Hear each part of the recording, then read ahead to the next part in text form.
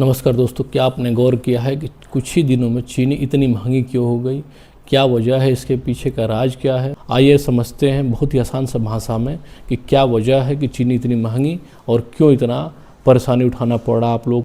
रोज़मर्रा की ज़िंदगी में आप लोग को ये परेशानियाँ क्यों आ रही हैं? दोस्तों आइए पहले ये समझते हैं कि चीनी कुछ ही समय पहले कितना था और अभी कितना हो गया। तो दोस्तों चीनी कुछ ही समय पहले 20 जुलाई को मात्र 48 रुपये प्रति किलो के हिसाब से चीनी बिक रहा था, लेकिन अब दोस्तों 20 अगस्त से आज ये 25 अगस्त हो गया। आज की डेट में चीनी 70 रुपये के आसपास पहुंच गया है। जिसकी महंगाई का कारण क्या है, इसके पीछे का राज क्या है, क्या इसके पीछे का वजह इथेनॉल या जो भी पेट्रोल में मिल के इथेनॉल आ रहा है उसके वजह से ये चीनी महंगी हो रही है, या फिर क्या है इसके पीछे की सच्चाई? पूरी जानकारी आपको वीडियो में मिलेगा। वीडियो के अंत तक आप बने रहें। तो दोस्तों आम लोगों का सबसे बड़ा सवाल होता है कि अगर चीनी इतनी महंगी हो रही है तो सरकार क्या कर रही है? तो सरकार ने अहम कदम जरूर उठाई है, और क्या कदम उठाया है इस वीडियो में आप बने रहें। अंत में सारी चीज़ें मैं समझाऊंगा बहुत ही आसान भाषा में। आइए सबसे पहले शुरू करते हैं कि चीनी के दाम कितने बढ़े हैं। तो दोस्तों 20 जुलाई से अब तक में कुल मिलाकर 23 रुपये का अंतर आया है, जो कि बहुत ही बड़ा अंतर है रोज़मर्रा की ज़िंदगी के लिए।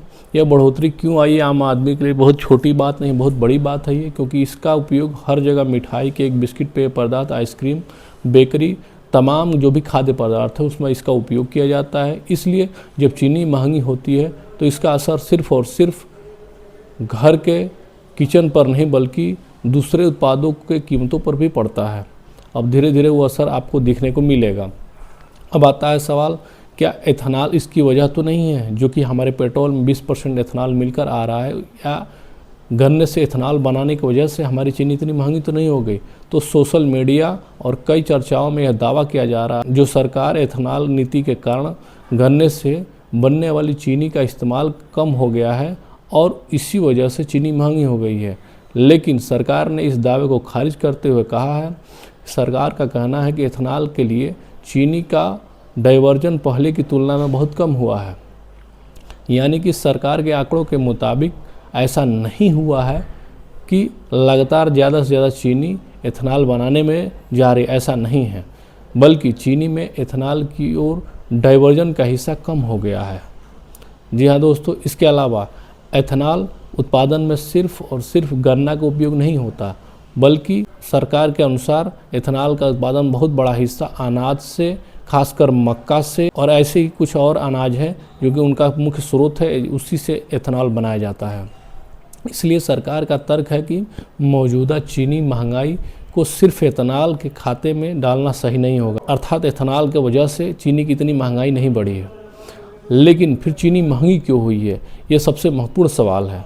तो दोस्तों सरकार के मुताबिक इस चीनी के कीमतों को बढ़ने का कारण मुख्य रूप से ये है कि उत्पादन में कमी। सरकार ने बताया कि मौजूदा सीजन में चीनी का उत्पादन अनुमानतः पहले करीब 343 लाख मीट्रिक टन यानी कि 343 LMT माना गया था, लेकिन बाद में अनुमानित घटकर करीब 306 LMT रह गया है।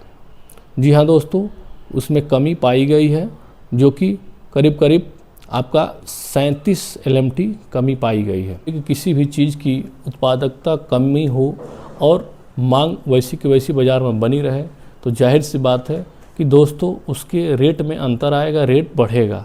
तो दोस्तों अब इसको देखते हुए सवाल ये भी एक उठता है कि क्या गन्ने के उत्पादन में कोई असर पड़ा है, क्या गन्ने के उत्पादन की कमी आई है? तो दोस्तों सरकार के अनुसार गन्ने के उत्पादन में भी कमी आई है। इस गन्ने की फसल की बीमारी और उसमें जल भराव, जो कि अत्यधिक कहीं कहीं वर्षा होने के कारण, जल भराव के कारण गन्ने की उत्पादकता में कमी आई है। गन्ने की एक ऐसी फसल है जिसमें पैदावार सीधे चीनी से मतलब रखता है, अर्थात जो भी चीनी का उत्पादन होता है वो गन्ने के उत्पादकता से ही सीधा संबंध रखता है। अगर गन्ने के पैदावार किसी रूप से प्रभावित हो जाती है तो चीनी में जो भी रेट होते हैं वो चीनी के रेट में दबाव या प्रेशर बनता है, जिससे कि चीनी का रेट बढ़ जाता है। इसलिए मौजूदा परिस्थिति के अनुसार समझने की बात यह है कि केवल एथेनॉल के देखने का पर्याप्त नहीं है, अर्थात केवल एथेनॉल से चीनी का रेट बढ़ने का कोई कारण ऐसा नहीं मिला है। हमें गन्ने के पैदावार, चीनी के उत्पादन, मांग, स्टॉक और बाज़ार की स्थिति, इस सारी चीज़ों का ध्यान रखते हुए एक ऐसा डिसीजन लेना होगा जिससे कि सारी चीज़ों को बैलेंस करते हुए चीनी का रेट कम किया जा सके। और एक मुख्य कारण सरकार ने ये भी बताया, त्योहारों की मांग के कारण भी बढ़ सकता है चीनी का रेट। जी हाँ दोस्तों, त्योहारों में चीनी की जो भी मिठाइयाँ बनती हैं, चीनी उसी में खपत होता है और उस त्योहारों के कारण दुकानों में जो भी हलवाई, बेकरी, खाद्य पदार्थ जो भी चीनी खरीदते हैं वो काफ़ी अधिक मात्रा में खरीदते हैं, जिससे कि कुछ स्टॉक के रूप में भी दबाव बन जाता है और कीमत में उछाल आ जाती है। यानी कि एक तरफ उत्पादन कम हुआ और दूसरी तरफ आपकी मांग की बढ़ोतरी हो गई। तो दोस्तों इन चीज़ों से असर कीमत पर पड़ सकता है।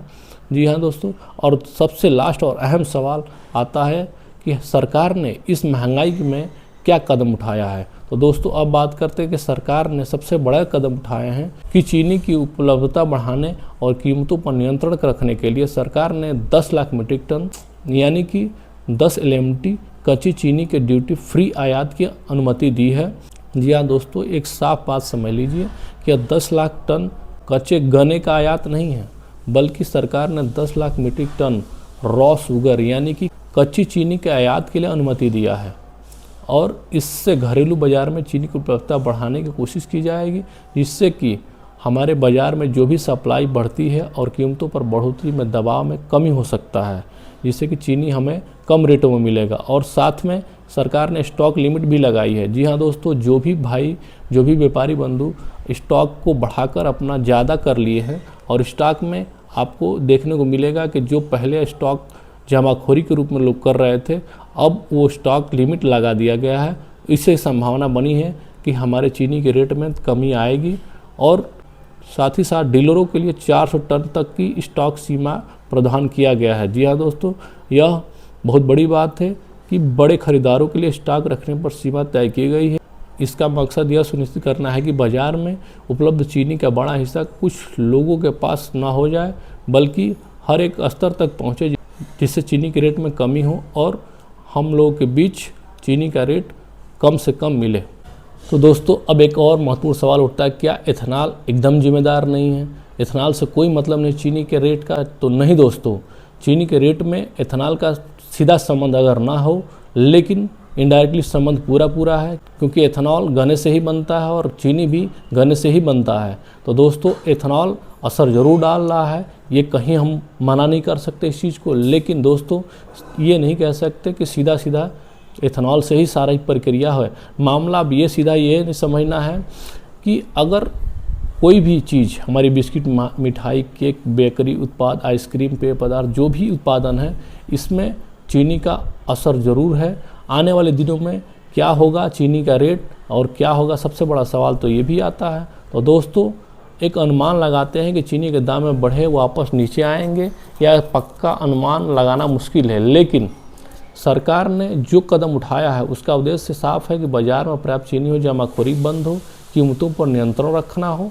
तमाम इस तरह की जो भी कदम हैं इसको उठाते हुए हम लोग इस निष्कर्ष पाए हैं कि दोस्तों चीनी के दाम ज़रूर तेज़ से बढ़े हैं, लेकिन 20 जुलाई से लेकर अब तक जो भी रेट बढ़े हैं इसका अंतर मुख्य कारणों से, जो कि मैंने